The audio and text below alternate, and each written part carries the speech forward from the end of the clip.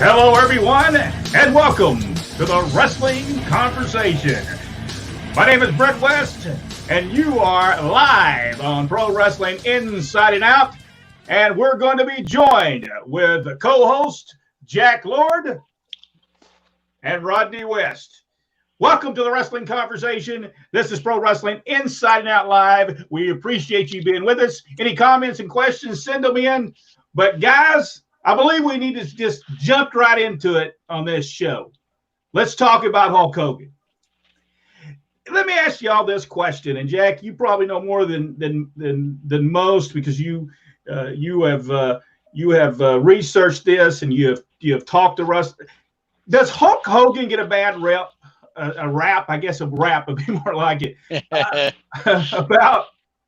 From wrestlers and fans alike sometimes. Yeah, completely bad. I mean, the guy paid his dues. He learned his craft. He, if you don't think he can wrestle, look up some of the stuff that he did in Japan. He was as good a wrestler over there as anybody that ever went.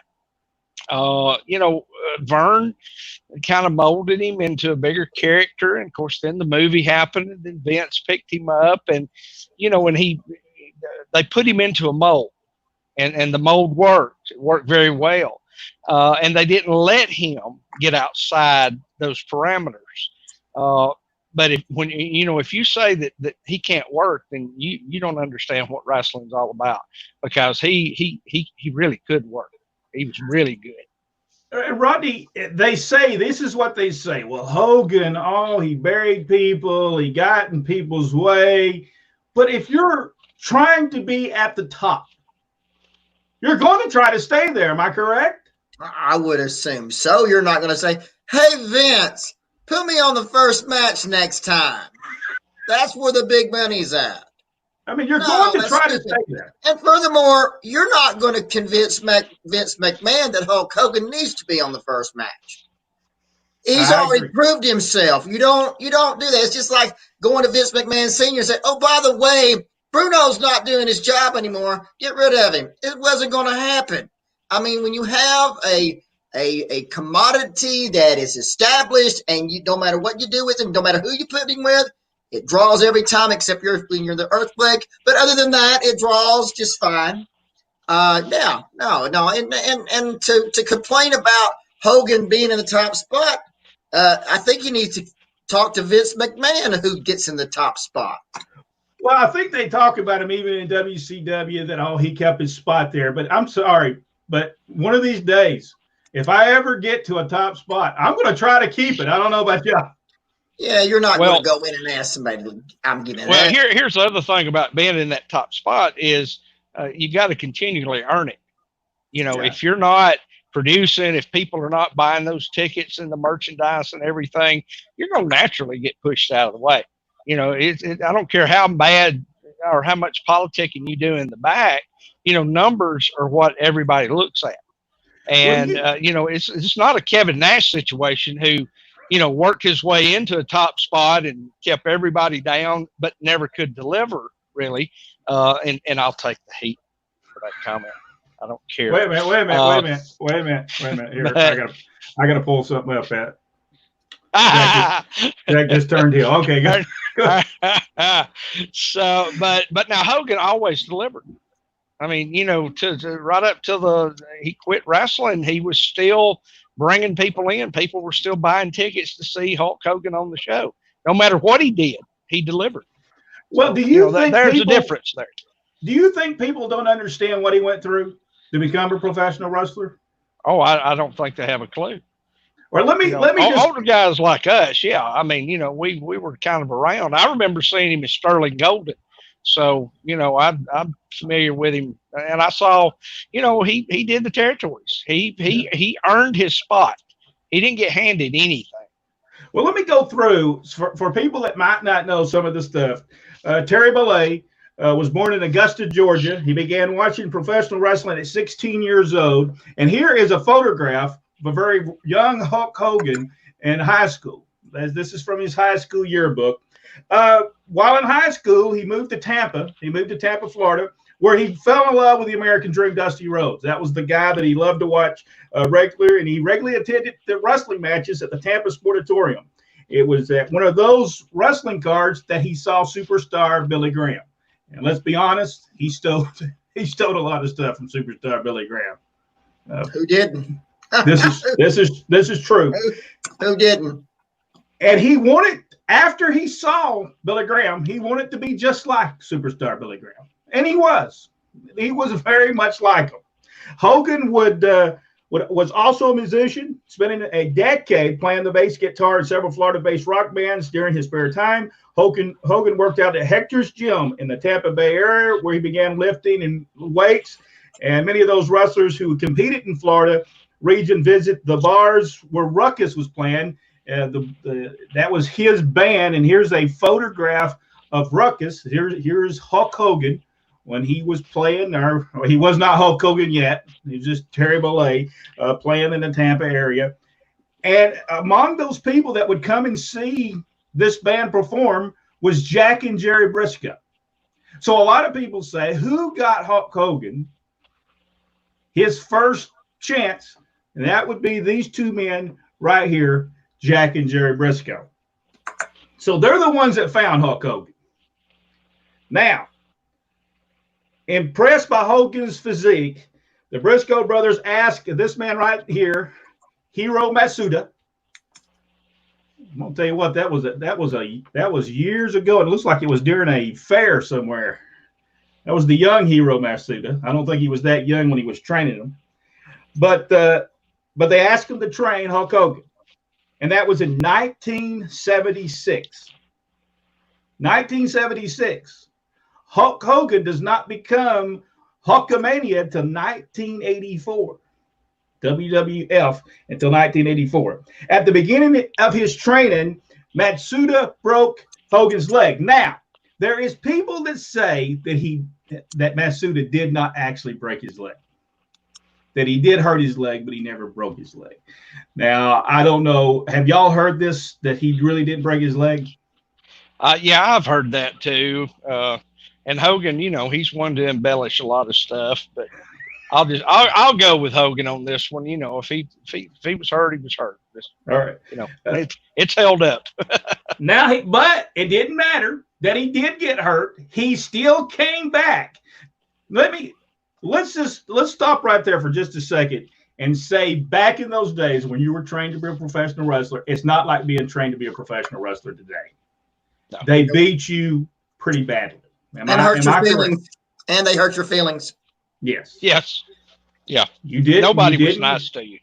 No, you got beat up. You got beat, bruised every time. But guess what Terry Bollea did? He kept on coming back. He kept on coming. And it's not like today's wrestlers. It wasn't like John Cena was trained. It wasn't like The Rock was trained. He was beaten on a daily basis where he couldn't even move when they got through with him. Now, this was what was going on with Terry Bollea. He took a beating to become a professional wrestler. He wasn't given it. Nobody just handed him to him and said, you're going to be a professional wrestler. We need to make sure people understand. He did not have it easy. Am I correct, guys? Yep. Not easy at all. Now, in 1977, he starts in 1976 training. In 1977, after training more than a year with Hiro Matsuda, the Briscoe brothers drop by Matsuda's gym, and they give Hogan a pair of wrestling boots and inform him that he would have his first match the following week. All right, so he's told in 1 week's time, he's going to be a professional wrestler and he's going to have a match. He does have that match under a mask called the Super Destroyer, and he was defeated by Don Sereno. Is that how you say his name? I believe so. Don Sereno. On August 8th, 1977, at the John Carroll High School in Fort Pierce, Florida. Using his real name, and we always, people take credit of I started Hulk Hogan, but really Jack and Jerry Briscoe and this man right here, Eddie Graham, who owned Championship Wrestling from Florida. That is the people who gave Hulk Hogan his start in professional wrestling. Even though there's a lot of people like to take credit for it, those are the three people that gave him the opportunity to become a professional wrestler. Now, Eddie Graham did book him against Brian Blair in Fort Myers, Florida, at the National Guard Army on August 10th, 1977, and the next day in Chiefland, Florida.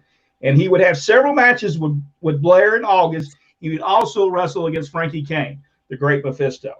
In October that year, Hogan would continue wrestling with the Super Destroyer. Just some of the people he would wrestle during this time: Gordon Nelson. Rodney, you know Gordon Nelson. I'm pretty sure Gordon stretched him. Yeah. Yeah. Charlie Cook. Charlie Cook. Steve Kern. And we know Steve Kern is going to be hard on him. And this would be his first time. During this time would be his first time he ever got in the ring with Andre the Giant. But he would only be in the ring in Gainesville and Tallahassee during an over-the-top rope battle royal. Now, Hogan eventually could no longer work with Hiro Matsuda, whom he felt was overbearing trainer, and he left CWF. Now, let's look at that.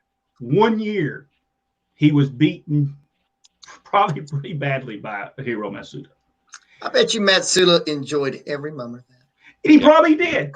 He probably did, because Ole Anderson, Gene Anderson, a bunch of those guys during that time frame did enjoy beating the guys up. And I know that sounds bad, but it protects the business.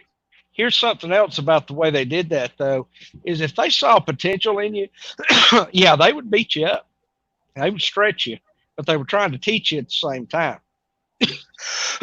Excuse me. If they didn't want you in the business, they'd hurt you bad enough that you could leave, and you would want to leave.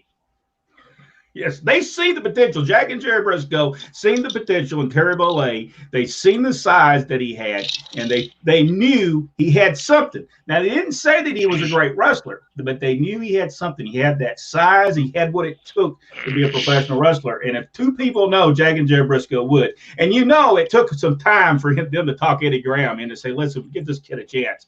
Because he's probably saying, I don't know. I don't want to give him a chance, And he probably told him, Hiro Matsuda, well, beat him up a little bit. Make sure that he respects the wrestling business, because that's the reason you were beat up. They trained you back then. They would put holds on you, and they say, do you remember when I put this hold on you and what it felt like? Well, when you get it put on in the wrestling ring, remember that, because if not, whoever's got you in that hold is going to cinch it up, and they're going to hurt you while you're in the ring in front of the people. So that's how you were trained to wrestle back then. Well, he left. Bob Geigel was going to take him to the Kansas City territory, but I think Terry Bollea had enough of wrestling for a while. So he said, no, I don't think I want to wrestle right now. So Hogan took a hiatus from wrestling and managed the Anchor Club, a private club in Cocoa Beach, Florida, for a guy named Whitey Bridges. Eventually, Whitey and Hogan became close friends and decided to open a gym together. The gym became known as the Whitey and Terry's Olympic Gym. This is when Ed Leslie would come in. For those people who don't know who Ed Leslie is, it's Brutus the Barber Beefcake. He would team with them, and he would be the guy that would really get Hogan back interested in professional wrestling again. This guy would be the guy that did that. So he would get them, and so they started working out. They started getting themselves in pretty good shape. And here's a few pictures of them when they went to. This was probably when they went to Memphis. I don't think this was I think that's Memphis. I think this is when they went to Memphis, but it wasn't too soon after. But here's another picture of them. But they would return to wrestling. This would have been sometime in 1977. In 1978, Hogan called Billy Graham in hopes that Graham could find him a job wrestling outside of Florida. Graham agreed, and Hogan soon went to Southeastern Championship Wrestling, where Ron Fuller owned the company, and Louis Tilley was the booker. This would be the first time a company and a booker, Louis Tilley, would put their faith into Terry Bollea. And we will pick that up on another episode of Hogan's, how he gets to where he's at and how he becomes Hulk Hogan, who gave him the name Hulk Hogan. And it's a very interesting story. Hulk Hogan, Terry Bollea did not just have it handed to him. All right, I've got behind. We got 39 comments coming in, so let me say hello to everybody and get everybody on here. Michael Barr, hello from Southeast Alabama. James Booker, already off to a good start. Jeffrey said, if y'all will discuss Sterling Golden, I'll stay. Sterling Golden. His name was mentioned. Yeah, Sterling Golden was mentioned. His name was mentioned. Hello from Dothan, Dr. Philbo Grice. Let's see. I'm trying to make sure before I go through somebody that nobody's on there. Chris Vick said Hulk Hogan made money in Japan. Hogan versus Great Muta. Go watch full match on YouTube. Mike Schaefer. Good evening, gentlemen. Listening from Bama. Thank you, Mike. I think he was the Mask. He's going to become the Mask. What was it he was calling? He called himself something.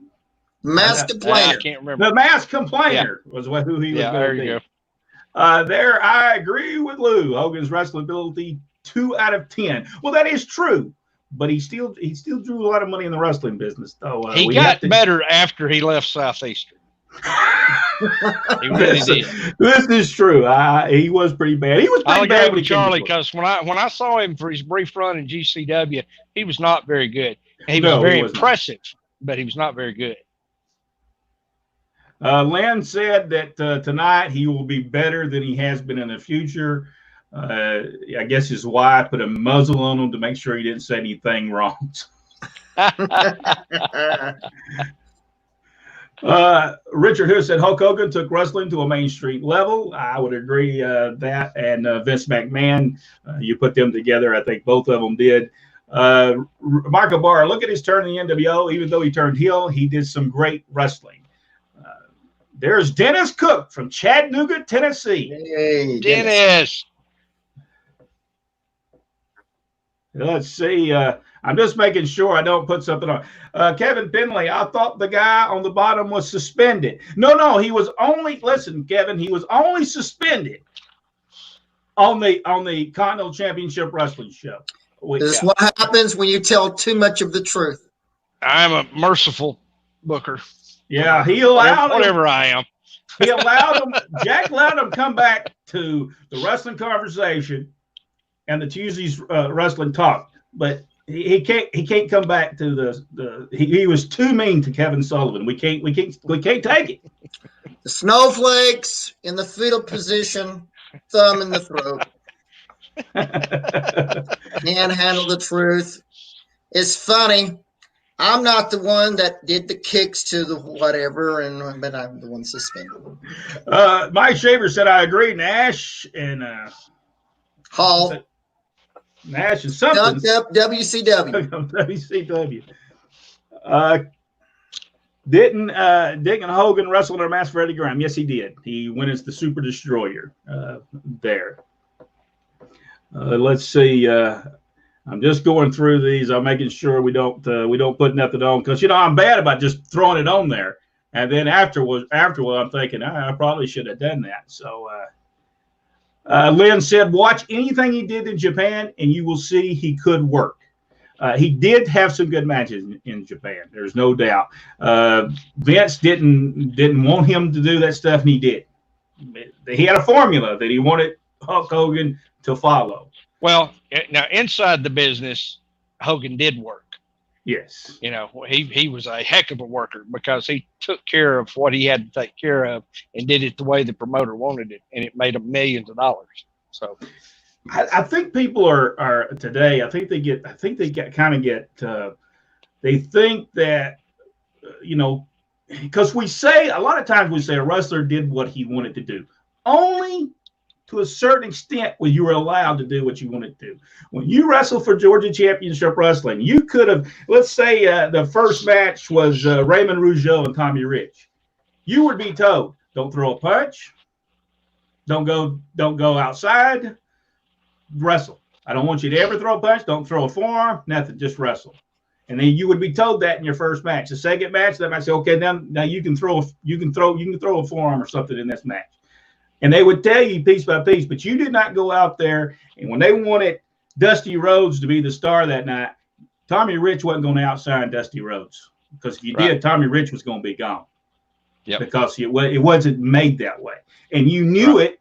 You knew that, so you didn't go out. Same thing was with Hulk Hogan. Hulk Hogan was told what he needed to do, how he needed to do it, and he wasn't going to deviate from that because he knew they knew what they were talking about. When you talk about the McMahons, they go back a long way. Jess McMahon, then Vince McMahon Sr., then Vince McMahon Jr. So that's hundreds of years back now. So, you know, that's the reason it's going to be very hard for anybody to come along and defeat them in their business, because they will eventually, they might be down right now, but they will eventually make their comeback. And there's no doubt they will make their comeback. They always have, and I think they always will. Chris said Hulkamania was born in AWA, but Vince ran with Hulkamania. I agree with you, Chris. That is correct. Bob Root said that they were roughed up guys, wanted to be wrestlers. Yes. I think Bob Root might have been one of the guys that would rough them up. Probably was. I know he did that for several years if he was there. Hey, Bob, we got you. We're going to have to get you on so you can tell stories on it. And we are going to get it. I think I've got it wrote down. I don't remember the date, but we'll get with you and try to get you on. If we can get you on the way we get on, we'll get with Jack. And I am smoking a Bob Blackburn special cigar. They said, Dennis Mitchell said, do you remember when Southeastern in Alabama, Southeastern Championship Wrestling in Alabama, Austin Idol beat Hulk Hogan in a loser league town in 1979? I did hear about it, and I've heard, but I don't know that I've seen the whole story. Hulk Hogan 19 got the highlight for Burrhead Jones when he beat Hogan in New Brockton, Alabama. Oh, Burrhead Jones beat old Hulk Hogan. Well, that is, I like old Burrhead. Super Burrhead Jones.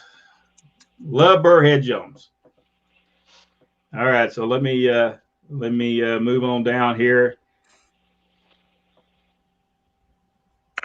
Richard Hood asked a question. The Peanut Butter Falcon. Has anybody seen the wrestling movie? Yes, I have. It's a really good movie. It's about a special needs young man whose aspiration is to become a professional wrestler, and he winds up getting hooked up with like a backyard wrestling thing, and gets to live his dream. It's a really heart touching movie. I really recommend that.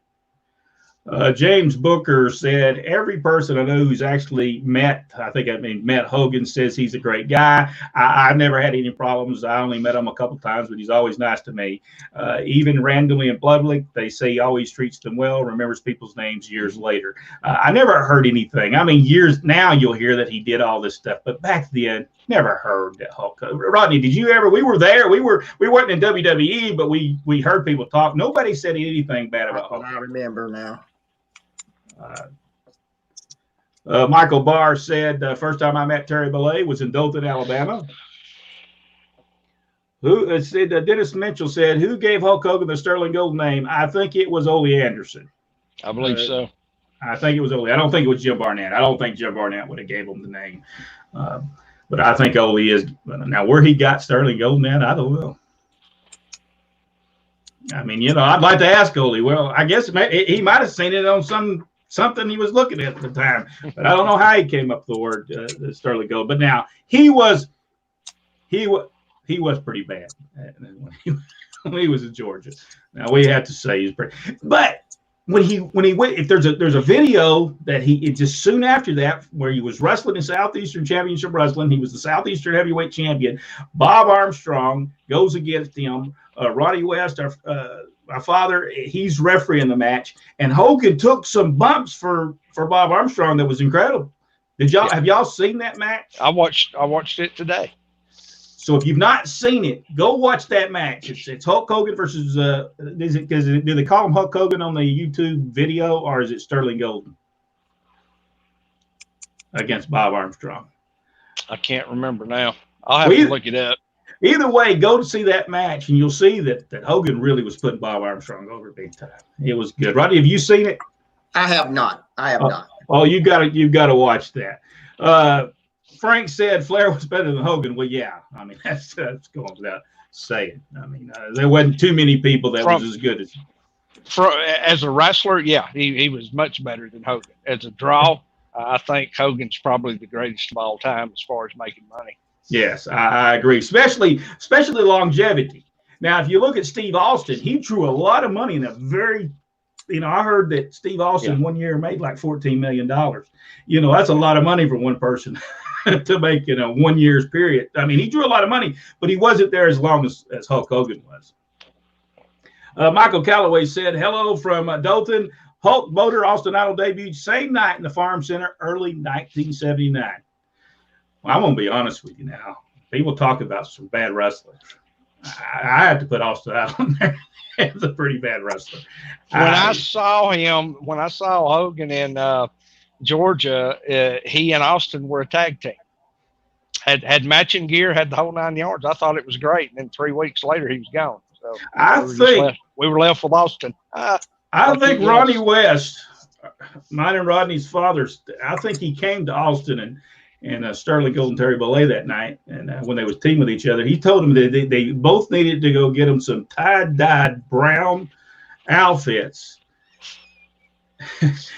and call themselves the Drizzling Poops. But he used the other word.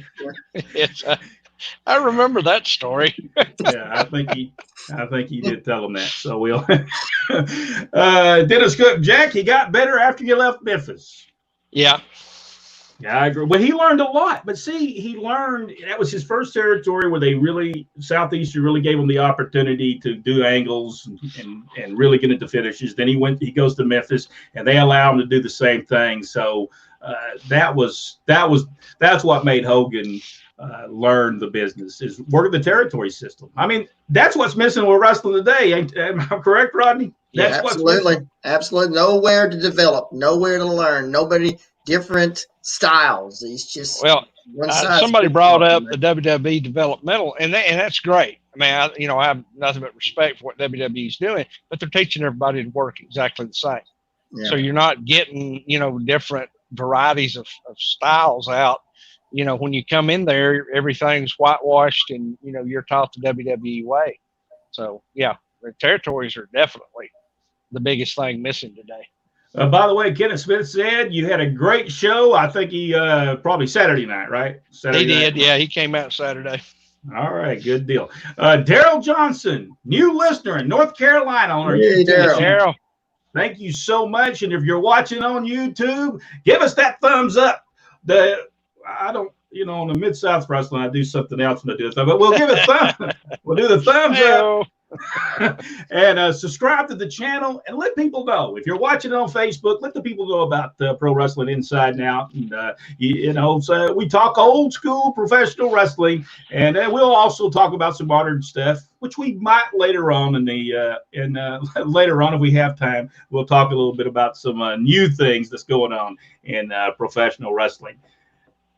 Chad Wheat said, I was never a Hogan fan, but nobody can deny that he played a huge role in taking wrestling to the next level in the 80s and 90s.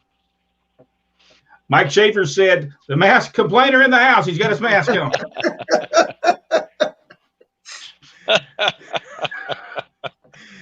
I think he got it right there.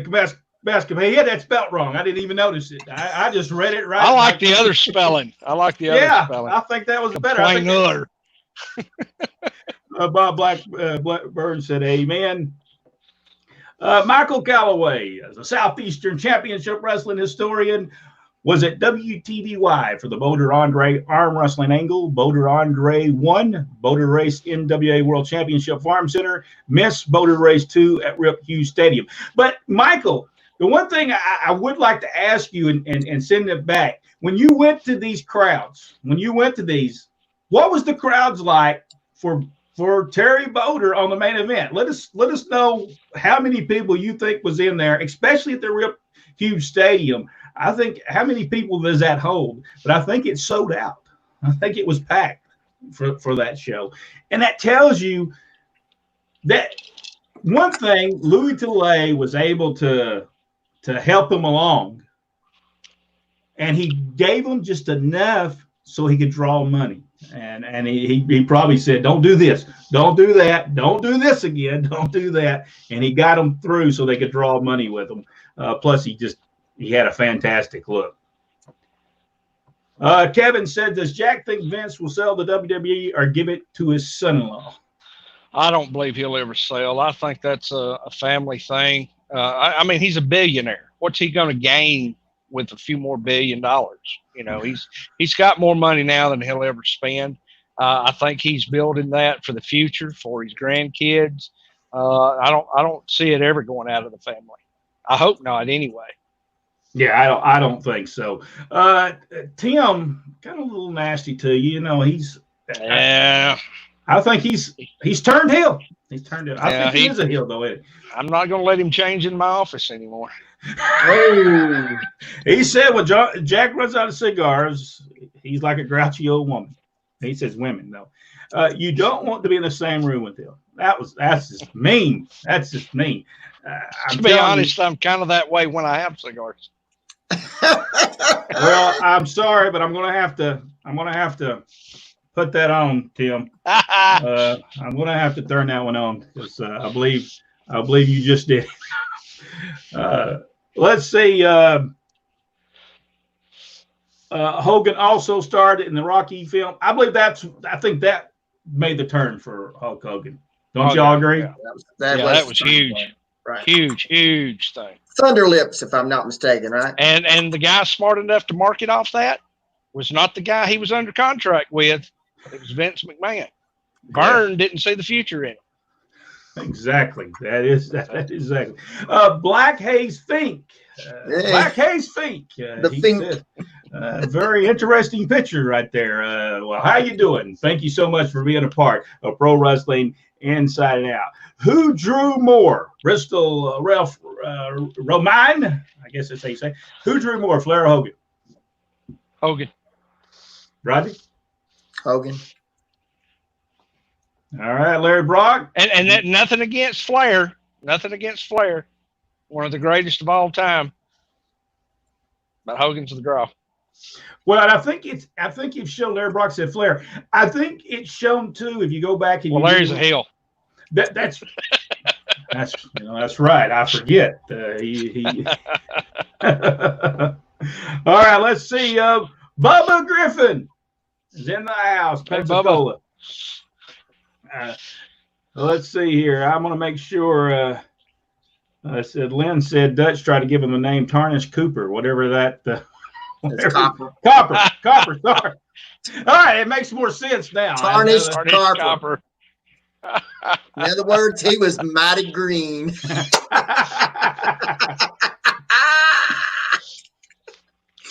Bradley A. said, keep up the great work, Barbara and others that are part of this great page. Bradley, thank you very much, Bradley. We all truly enjoy what we're doing. We wouldn't be doing it if we didn't enjoy it. I am a proud member of the Bradley Ace Hall of Fame, by the way. Just throwing that out there. That's a shoot. James Casey said, if and both of you can answer this question, if Vince McMahon hadn't used Hogan in the early 80s, who do you think could have took that spot? I don't know that anybody could have done the job Hogan did. You had some great talent there. Jesse Ventura might have been able to fill in to a certain extent, but I don't think anybody had everything the way Hogan had. Yeah, I think it would be hard for anybody to take it. Rodney, anybody? No, the showbiz. He had Ricky Steamboat. I always believe in Steamboat. That whether he would have been the super mega pop star that Hogan was, I doubt it. Roddy Piper was going to be top no matter what, so he could very well be. And I think that was in anybody you could build up against Piper with that talent. You would see it. It would have worked, but maybe not to the success with Hulk Hogan. You know, we have that saying in the business called magic in a bottle. And it happens every great now and then, and that was truly one of the biggest magic in a bottle moments of all time, that main event, it was just everything worked the way it was supposed to work. I agree. Charlie said that Charlie Platt, Southeastern Championship Wrestling commentator, host, Rip Hughes Stadium was 3/4 full in the stands, 12 on the field. He said he would estimate 7,500 people to see that match. That's a lot of people to go see a guy that truly only had maybe 20 matches before he got there as far as a professional. And I think it shows Ron Fuller, Robert Fuller, Jimmy Golden, Roy Lee Welch. It showed that, and Louis Tilley, how well they put that together to make it work for Terry Bollea. Let's see. Richard said Vern wanted a percentage of Hulk Hogan's money from Japan, and Hogan wasn't going for it. I don't blame him. Yeah, I wouldn't blame him either. Yeah, I wouldn't have done that. They no doubt I would not have done it. Let's look at Michael Calloway said Andre Boulder Fire Marshal shut down ticket sales prior to the event. Prior to the event, they closed it down. Wow. Over 5,200 fans at the Farm Center in Dothan, Alabama. Race Boulder Farm Center was actually legal where Ox Baker injured Ron Fuller prior to Fuller wrestling race. Boulder to Ron Fuller placed the match. Still, it was close to a full house. I had heard 8,000, which he says about 75. We're in the 10,000 Rip Hughes Stadium. Austin Idol flash clamor in Boulder's eyes to cause Race to win. Idol defended the Southeastern title against Jack Briscoe on the card earlier. I have the Idol Briscoe, and he's I think it run out of the 200 words that they'll allow us to have on here. But that's incredible. I mean, that's incredible what he did in his first territory that somebody gave him a push. You have to give him all the credit in the world that he was able to do that well. Kevin asked this question. Rodney might know the answer to that. Who did Dick Slater win his first Georgia? I'm going to say wrestling too, but I'm not completely sure. But it seems like wrestling too. Charlie Platt said maybe 8,000. But that's very incredible for a wrestler. I still have to say, you got to give credit to Terry Bollea and what he was able to accomplish in his first full territory where they put him on top.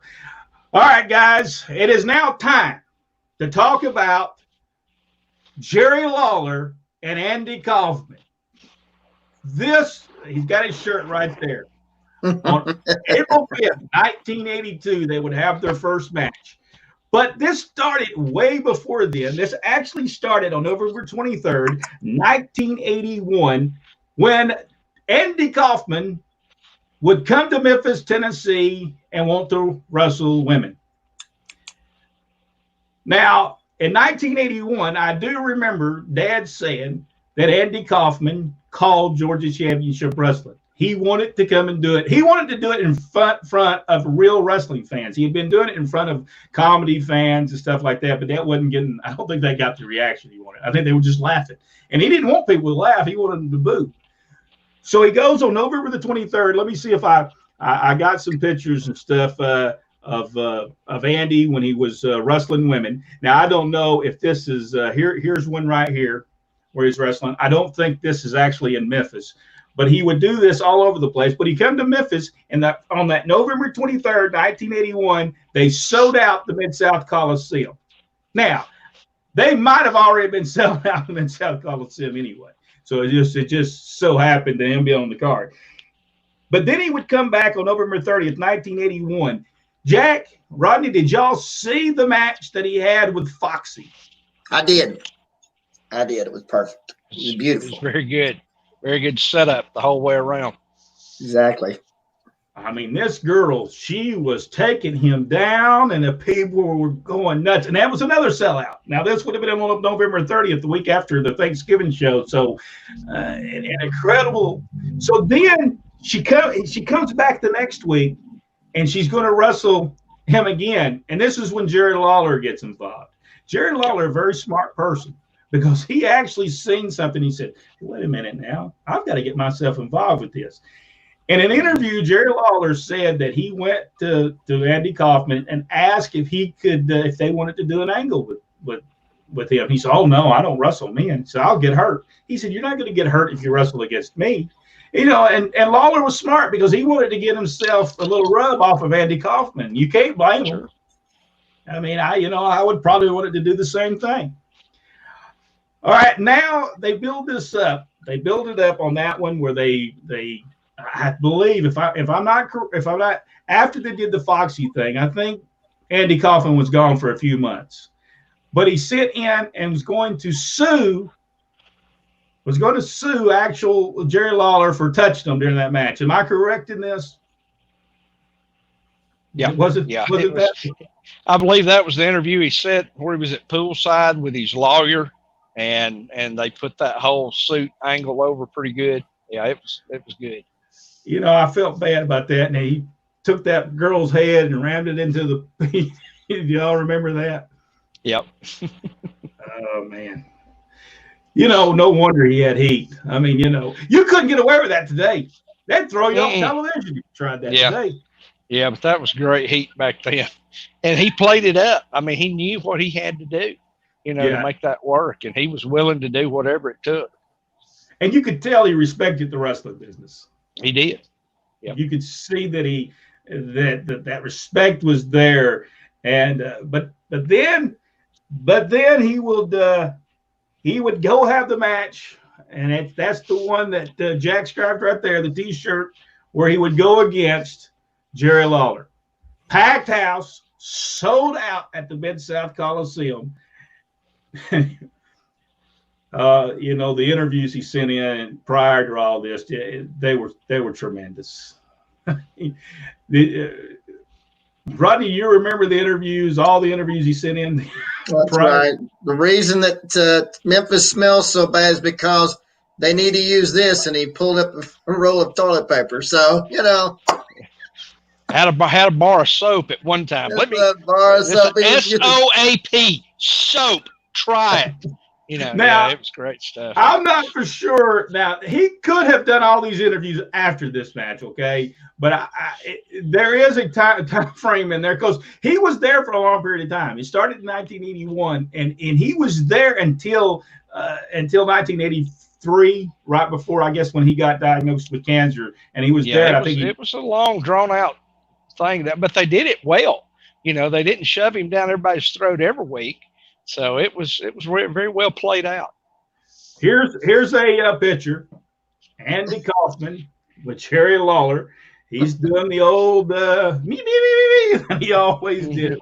Acting like he's an ape. He was acting like he's ape. And Lawler was doing what wrestlers do: stick their head out there in hopes that somebody grabs a headlock. And when you do, it's over. Well, as everyone knows, that would end up in no time flat to that right there. Great picture. Great picture. Actually, he got two of those that night, I believe. I believe he got pile drive flat. You cannot find that on YouTube anymore. It says that WWE owns that footage. Now, how do they own that footage? I don't know. There's a lot of conjecture over all so many owners and investors in Memphis, but I guess somehow they were able to get that one piece anyway. Because I looked it up on the network, and that's about the only real good stuff they got on there is that.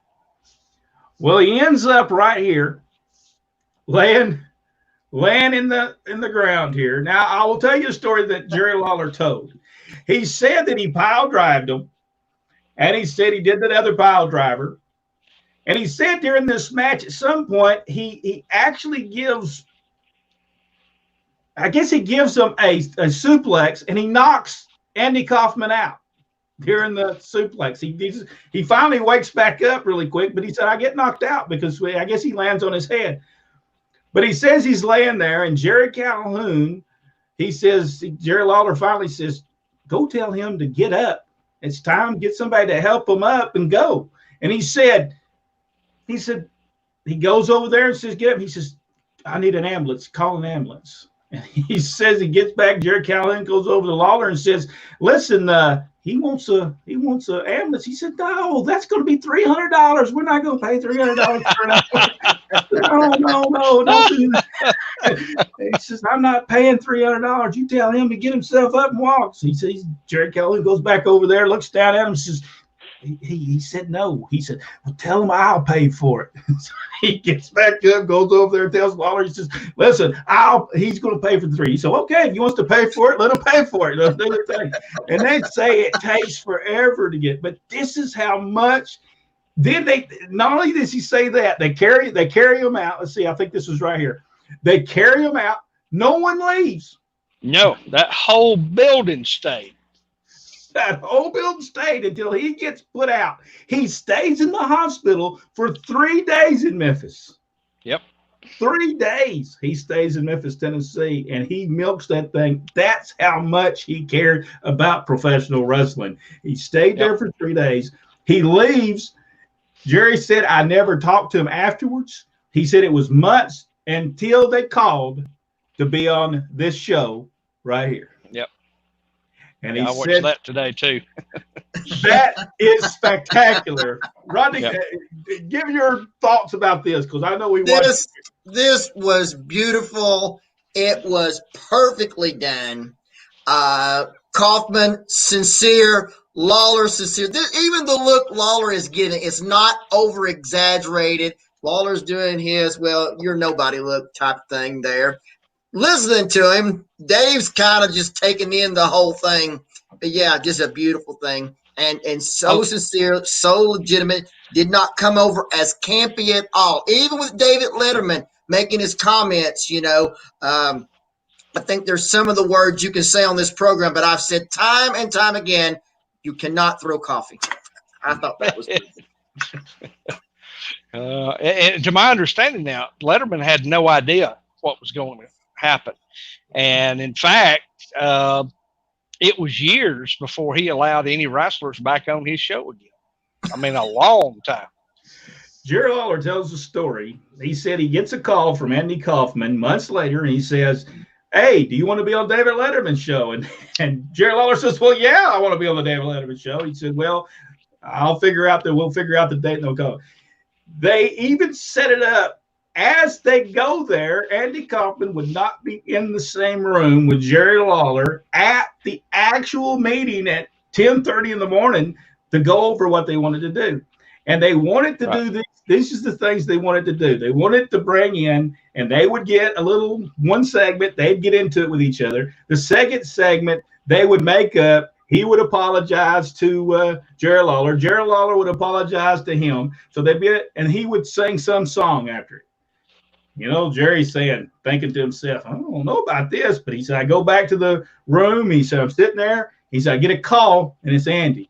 And Andy says, man, what do you think about what they're going to do? He said, well, it's going to be funny, I guess. It's going to be all right, but it's going to kill our gimmick. It's going to kill our whole deal that we're doing.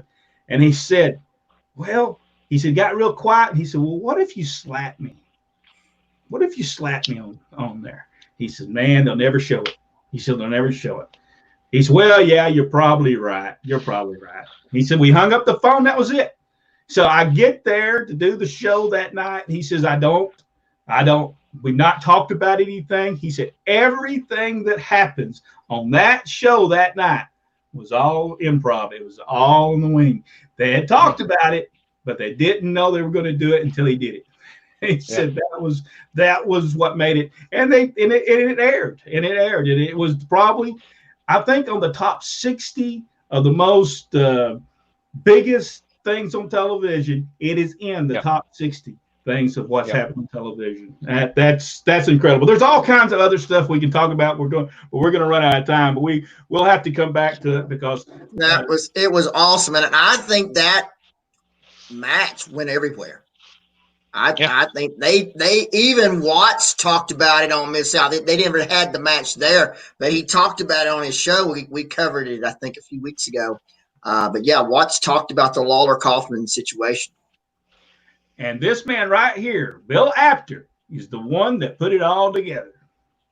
That was the guy that made it all happen. I'm just going to tell you something. I've always wanted to see Bill Apter pile drive. Bill, wait a minute. All right, I'm just, I don't really want to do it, but Rodney turned heel on Bill Apter. Jack, I don't want to have to suspend him. I just thought it would be great for him to be up there too close to the action with his camera. I want you out of the way and pile driver on the floor. Get you a piece of paper out and a pen and write this down, because I'm totally agreeing with Rodney. I'd love to see that. Oh man, Eventually, they all come to see things my way. I'm gonna tell you, I can't bring them on without them turning heel every time. I've only done it once, but y'all doing it every show now. I can't. All right, Rodney, it's time to go through Georgia Championship Wrestling. Right, that's the good stuff right there. Let's do it. Okay, here we go. December 2nd, 1977, Atlanta City Auditorium opening match. Raymond Rougeau against Tommy Rich. It will be Jacques Goulet against Charlie Cook. Ole Anderson and his tag team partner, get this, Randy Savage against Bob Armstrong and Tony Atlas. Handicap match, Rock Hunter and Pac Song against Mr. Wrestling 2. The American Dream, Dusty Rhodes against Ric Flair. And in the main event, Dick Slater against Stan Hansen. Tremendous card. I wished I don't think we didn't get to go see that one. I would have certainly liked to see Ole and Randy Savage team. That would have been something, I think. But people talk about how many times did Dusty Rhodes and Ric Flair wrestle each other. They were wrestling in 1977. Yes. Exactly. And that's not the first time. Here we go. December 9th, 1977, the next Friday night, Atlanta City Auditorium. Opening match was Jim Dalton against Raymond Rougeau. Randy Savage against Charlie Cook. Georgia Television Championship match, Jacques Goulet against Bob Armstrong. Rock Hunter against Mr. Wrestling 2. Tony Atlas and Ernie Ladd versus Ole Anderson and Stan Hansen. And in the main event, Texas Bull Rope match, Ric Flair against Dusty Rhodes. What an event! And this wasn't an Omni show. This was just this regular every week show. Just Do you know how much money I would pay just to see these matches? I'll just tell you, it would have. Yeah. I would love to see these today. I'd pay big time money to watch these matches. See video, whatever. December 16th, 1977, right back at the Atlanta City Auditorium opening match. The Invader versus Richard Blood. Butch Malone against Tommy Rich. Pac Song and intern number 1 against Mr. Wrestling 2 and Rufus R. Jones. Another tag team match, Ole and Lars Anderson against Ernie Ladd and Dusty Rhodes.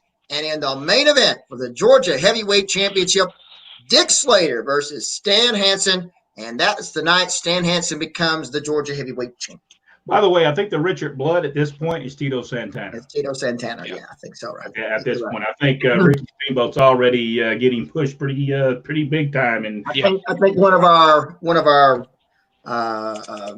watchers, whatever, posted that in one of the. I think it was on YouTube. They posted that Steamboat was already in the Carolinas. Yeah, I'm pretty sure that's true. Okay, now we'll while I'm looking through. Any comments about anything we've talked about while I'm looking through and seeing? I looked up. Somebody had asked earlier about when Dick Slater first won the Georgia title, and that would have been August 20th, 76 against the Spoiler. Oh, I missed it. And then Slater dropped it to Mr. Wrestling number 2, and then beat him for it. Okay. And then dropped it to Paul Jones, took it back, lost it to Wrestling 2 again. There was a big swap around quite a bit leading up to Stan Hansen. Stan Hansen, great Georgia heavyweight champion. He should have held that belt for a long time. Nobody beating him, and finally somebody come along and beat him because Stan Hansen was incredible. That was his first time in Georgia during this run, so he was great at the time. Oh, Chadwick said Lawler Kaufman, one of my favorite feuds. Yeah. It was superbly done. If a wrestling company wants to learn how to do some writing, Vince, whoever handles that, why don't you just have them watch that and just redo that? Because and they built so many people off of that too. You know, they involved Jimmy Hart eventually. Bobby Eaton was a small part of it. The Assassins. I mean, it was just so well played. Even Jesse Ventura, was able to beat Lawler as part of that angle for the Southern Belt. He took the belt off of him. Very good. Good stuff. Good story writing, and it was well done. If I'm not mistaken, didn't Kaufman bring Piper to face Lawler in Memphis? I believe he did. I believe so. So too. Dennis Cook said, my favorite territory, Memphis, Tennessee. Great stuff in the Memphis territory. Beautiful. Beautiful things. Tremendous. And a lot of innovation came from Memphis. I mean, seriously, a lot of innovation did. Hey, wait a minute now.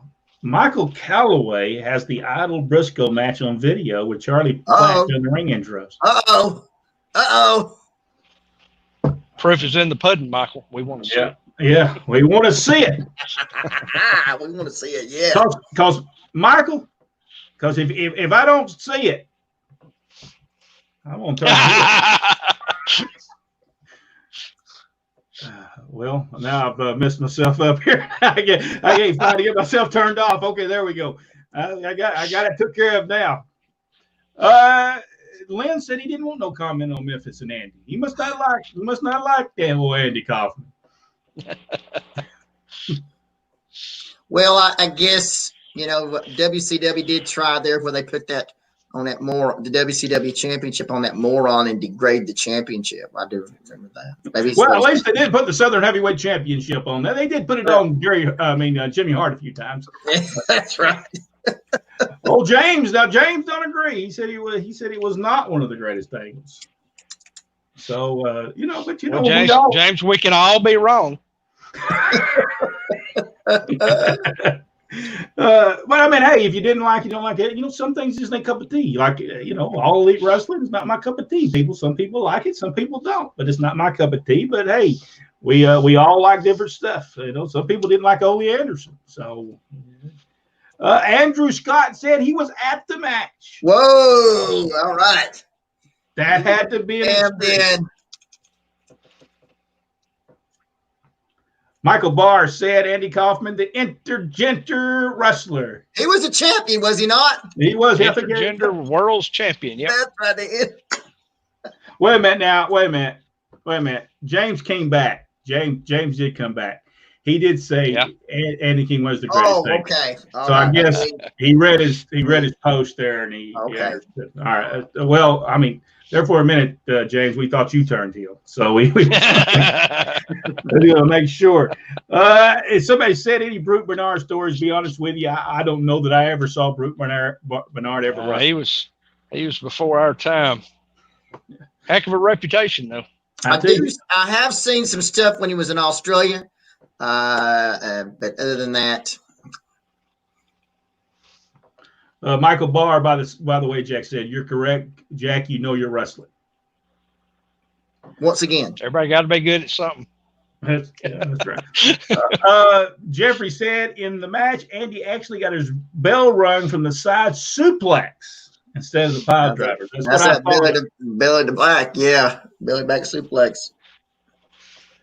I'm going to say that I don't know if this is going to make Rodney mad or not, because he could turn heel on Chris Vick at any moment. So I'm gonna go ahead and put it on here, and you can figure out if you want to turn heel. He said Rodney looked kind of like Andy, so he can redo Andy gimmick and wrestle ladies.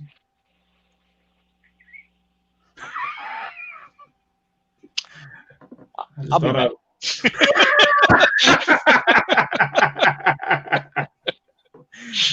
Michael Barr said, I watched him on David Letterman, and Jerry slapped him off the chair, and it surprised me that Andy came back and used the language that he did.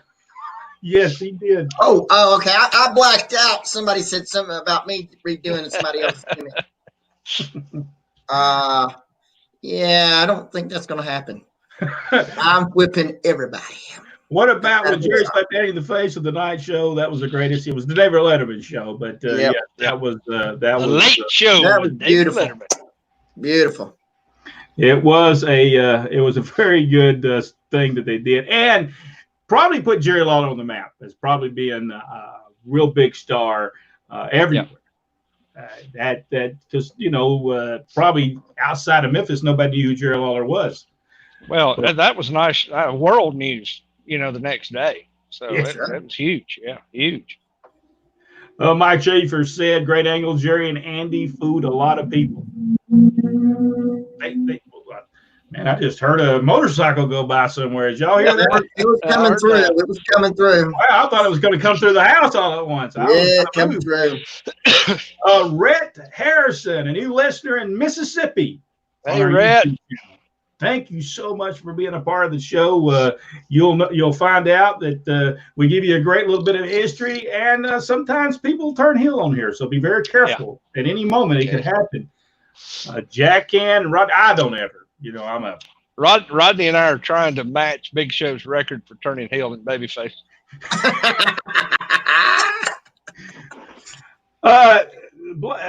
Blaze Sphinx said, Blaze, hey, Sphinx, who do you think would win a match between Jack and Rodney? Rodney would. No, I'm gonna let Rodney win. I told you. See what I did there? I see it running on Bill Apter by Jack and Rodney. Yeah, I see that. Well, Rodney can run.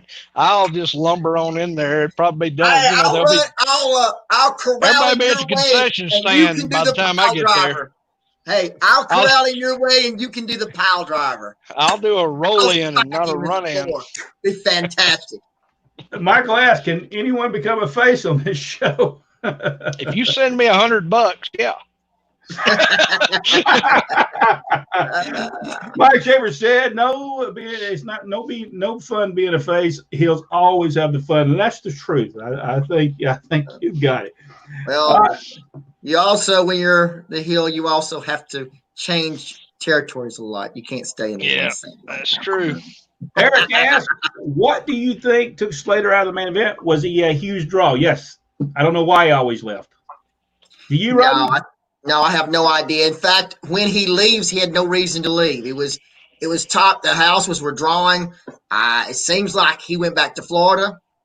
But yeah, he was surely. Yeah, I mean, he was drawing big time. In fact, people couldn't wait till he come back. When he left, there was this guy, and I cannot remember his name for anything, but he was a Dick Slater lookalike, and people thought it was him, and they would come up to him and get his autograph, and they thought, and I forget the guy's name. But, yeah, he was a great draw. And when he left, we don't understand why, really. Yeah. Red asked another question about a guy named Bob Boyer. I tell you who does know those. It would be Charlie Platt. He probably remembers them very well. Richard Hood said, does anybody know what happened to Rock Hunter? No idea. CM said our friend Gordon Soley died 2 years ago. Today. Wow. CM, he was a Gordon. There was no better announcer than Gordon Soley. There's no doubt. How was Baron von Raschke a draw in Georgia 1980? Ooh. Mm-hmm. Next to one of my favorite, which I cannot name without being suspended, he was number 2 on the list of just matches that were just, I don't know, septic, I would call them in nature. Listen, now you got to hand it to him. He started the matches off at a slow pace, and he maintained that throughout the entire time. Well, that is correct. He had the club. They had the club. And that was about the he was kind of my guilty pleasure, though. I did like him as a character. Now I wouldn't have paid money to watch him, but no one else did either. If you go to Rome, Georgia, you get a shot at cannon off in the Memorial Gym and not hit anybody with Austin Idol against Baron von Raschke. Those matches were horrible. Austin Idol, Baron von Raschke matches. I would have put them up. I've seen modern day wrestling matches that are a whole lot better today than Baron von. It didn't draw. It was during the unnamed man's constant groin shots, and that Georgia Championship Wrestling was in a bad way in 1980. It was in its transition, and then we'll see the Freebirds coming in later that year, and they kind of changed things around. But yeah, it was the same stench at the fairgrounds in Carrollton can be smelled in Rome at the Memorial Gym. Very bad. Things were not drawn well during that period of time. And we will get to that. And we'll talk about that in detail of how bad it really was. Rick Brooks said, I didn't know anything about GCW until August of 1982 when they replaced Mid-Atlantic Wrestling running shows in Cincinnati, Ohio. And I'm going to tell you, Now they drew some crowds in that time. That was big time. Georgia Championship Wrestling drew great shows at that time. Jeffrey said Rodney has to turn heel last week. He followed Charlie Platt, Dr. Tom, and Les Thatcher. What would you expect? Whatever happened to Bob Backlund? Any of you guys know? No. Still ask. He's still around. He still does conventions and appearances and stuff, and he's still in better shape than most 20-year-olds. Now, Michael Calloway said he thought the stuff with Rashke and Idol was okay. I mean, maybe we were watching a different match. I mean, maybe we weren't watching the same matches. I don't know. I'm not saying it's bad, but I'm saying if you go to downtown Rome, there's still a cloud over that building. That whole area down Yeah.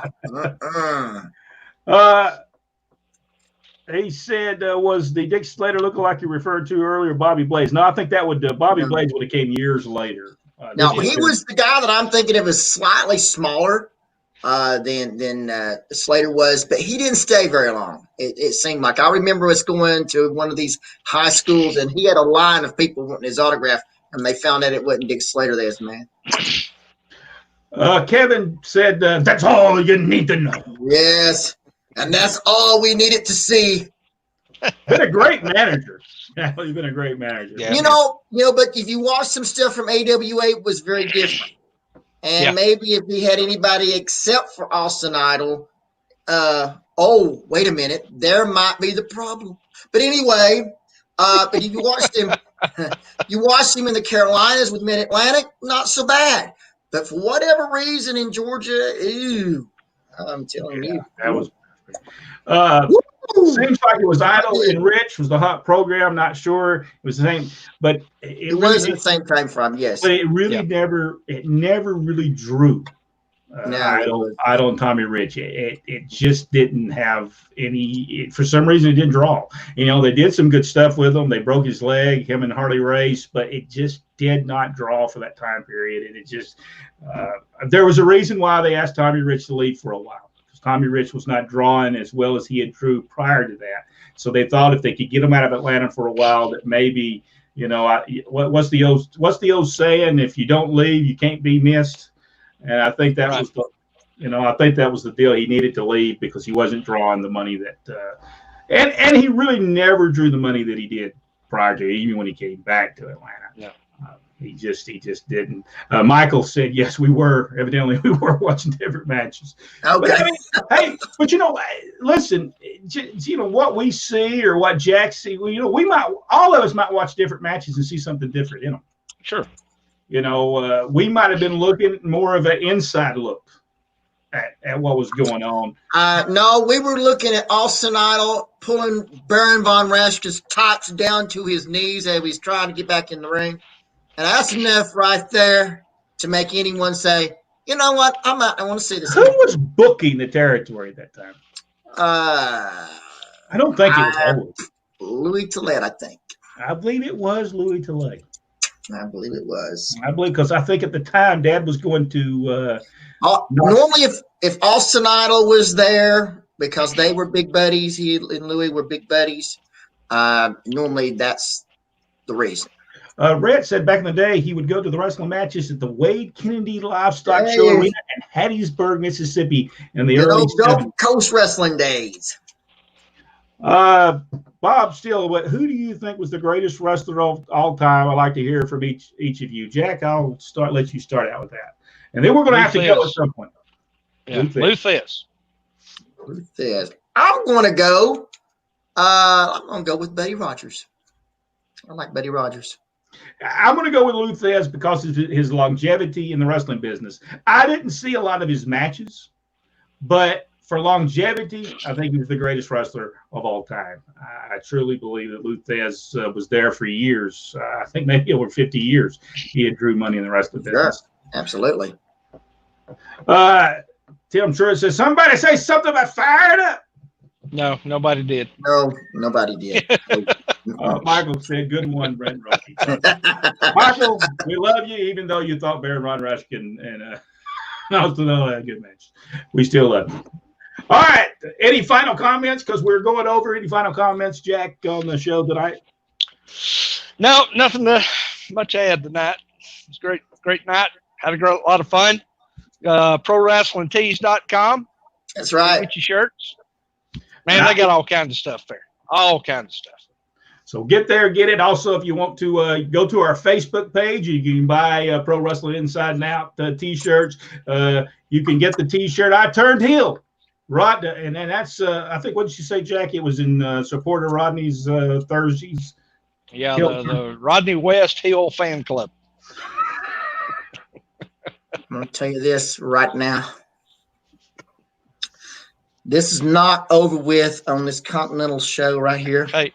I'm going to tell you right now, and I'll just say it to whatever you convenient. When I'm on that show, on that Continental show, I'm the biggest name there. I'm the only one seen on screen while all the rest are just pretending. You just remember that right there. All right, folks.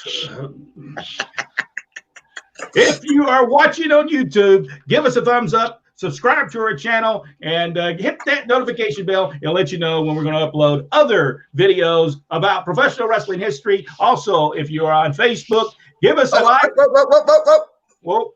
Michael has a question. I think we were supposed to do it tonight. Michael Barr, he said, was the name of Pro Wrestling Inside and Out named yet? You know, yeah. Yes, I forgot all about that. And Jack is producing Michael is once again in for the save. He did say that. Yes, we do have a name for our followers and and this is the most people that came up with it. They want it to be called Insiders. That was the name they all came up with. So all the followers, all the subscribers will be called Insiders. And Jack Lord's got us a shirt together, but I had some difficulties trying to get it on for people to be able to purchase that. But you will be called Insiders from now. And I'm glad he remembered that. Because Michael Barr for the save. Michael Barr, I did tell him we'd say that. Insiders is the name. Michael Barr just turned babyface on us. Yeah, there he is. He's the babyface. Now I may have to get a shirt that says I turned babyface for. I'm afraid he's a part of the Rodney West squad, so there'll be none of that right there. By the way, somebody said New South will be having an anniversary show. Does anybody know about New South? What's that? New South? Is that New South? Yeah, they're coming up. I can't remember the date right now. Here we go. New South will be having a big anniversary show on August 9th. Where is that at? Huntsville, Alabama. They're going to be at the JC Arena. I think they're limited to 150 tickets, maybe, because of the virus thing going on. And if it's not sold out already, it's pretty close to being sold out. So if you want to go, you need to get in touch with them and get you a ticket lined up. All right. How do you get in touch with them? Is it New South on the Facebook page? Yeah. New South has their own Facebook page. Just hit them up there. All right. Thank you so much for Austin. Let us know about that show that's coming up in Huntsville, Alabama. All right, guys, we better get out of here before they charge us more money for this. We're going over. Right, you're not paying the $300 for the ambulance. No, I'm not paying the $300. And we'll talk about Mr. Israel Napier's comment at a later date. Sir, them are fighting words, sir. You are exactly right about that. Them fighting words. By the way, Facebook shop, you hit the shop button, you can buy your own I Turned Heel, because so many people have done it. Even the insiders will turn on you sometimes. All right. Thank you so much. Thank you. And we will see you on the next episode of Pro Wrestling Inside and Out Live, the Wrestling Conversation.